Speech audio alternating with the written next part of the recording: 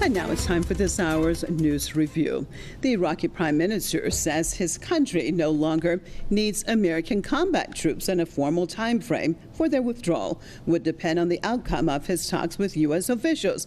In an interview, Mustafa al-Kadhimi said the American withdrawal schedule would be based on the needs of Iraqi forces. Al-Kadhimi, who is set to meet with U.S. President Joe Biden in Washington on Monday, underlined that the Iraqi army is capable of conducting its own independent operations against Daesh terrorists.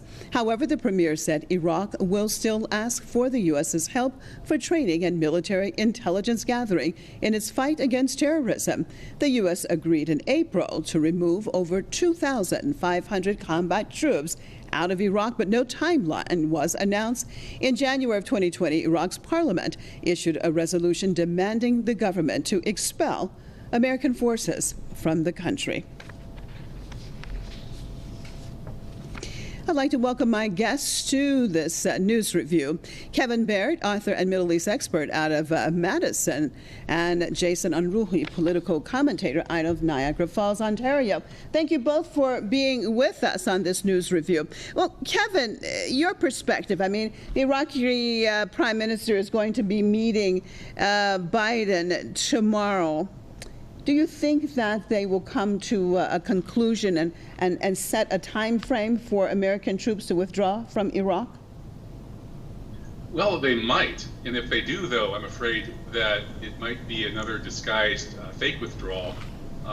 The Americans have long been claiming that Iraq was all about just going in and removing Saddam Hussein and turning it over to the Iraqi people to create a thriving democracy and so on and so forth. That was the neocon propaganda talking point. But what we've seen is this is a forever war, and the U.S.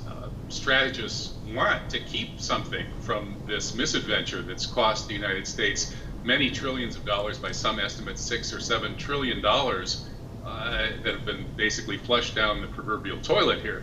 And so they don't want to leave. They might very well be happy to pull out the official U.S. combat troops while keeping various kinds of contractors, mercenaries, spies, so-called embassy personnel, many of whom are working for the intelligence services. And they, above all, they probably want to keep the technology that they use there to spy on Iraqis and control the country by virtue of threats to those who might act on behalf of the Iraqi people rather than the American occupier. So I think that the Iraqi government and Mustafa al-Kadhimi ought to be saying, just get out, clean break. We need, shut down that green zone, shut down that ridiculously oversized U.S. embassy that's the size of a football stadium full of all kinds of spy gear. And after the Islamic Revolution in Iran, when the students captured the U.S. embassy, they discovered that it had control of the entire telephone system for the whole nation of Iran. I've seen that in the Den of Espionage Museum in Tehran. A whole floor of that embassy was nothing but spy equipment. That's how they controlled Iran before the revolution. They're going to keep trying to control Iraq that way. Iraq needs to boot them all out, shut them all down, and eliminate the U.S. espionage presence as well as all of the private contractors and regain its sovereignty. Well, what about that, Jason? Do you think that the Iraqi government will be able to do that? Do they have enough muscle to flex in dealing with the U.S., or basically it's whatever Washington says that goes? I think that is a very important question here as to whether or not they can actually force them to go. There's enough significant political pressure internationally, especially with regards to the actual Iraqi government itself. I think that there's a domestic political pressure as well. A lot of people, both from the right and the left, that want to see an end to the U.S. occupations of both Iraq and Afghanistan. And no doubt in Iraq, and just as is planned for Afghanistan, there's going to be military contractors, mercenaries, taking the place of a lot of the operations there, and they are essentially unaccountable. They don't count on official U.S. records. They're not U.S. soldiers. In other words, they have pretty much a free hand to do whatever it is they want, as we saw previously with the Nisour Square massacre in 2007. Several contractors did murder a bunch of innocent people, and it is one of the very few times mercenaries have ever been held accountable for the crimes that they commit.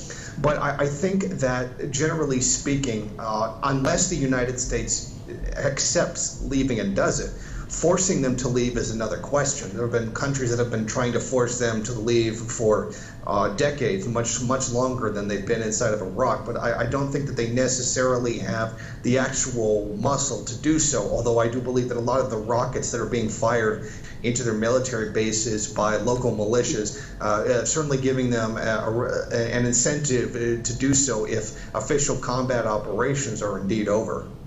All right. Kevin, isn't it also significant, perhaps, of a transition in the type of battles that we're seeing that the U.S. Want to deal with? Very difficult for them to have combat troops now on the ground, using more, as you said, as far as various technological equipment, spy equipment, satellites, controlling phones. I mean, is this part of it all a sort of transition into the type of front that they want to keep in various countries, or not? Well, yes.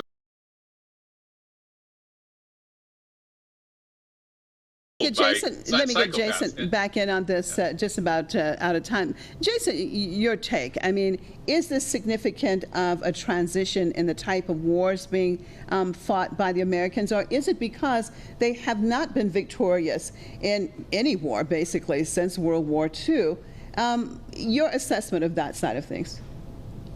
I think that definitely we are in a completely different world than one that existed. I think that the main conventional warfare that has dominated the 19th century is something now of a past with the advent of nuclear war. The United States cannot simply go in and attack the way that was previously done, particularly against countries that don't have nuclear armaments. So what was once a very large pitched battle between sides has become something more of a jockeying position of insurgent forces and special forces in general, who come in very small areas of operation, execute something, and then leave very quickly. So yes, we are looking at a very different, very different military situation across the world than we are today. It's very unlikely that we'll see a regular standing war between the United States or China or Russia or something like that, given the tremendous astronomical cost that would happen as a result, which would make the arms manufacturers very happy, but in the end would end up burying many of these countries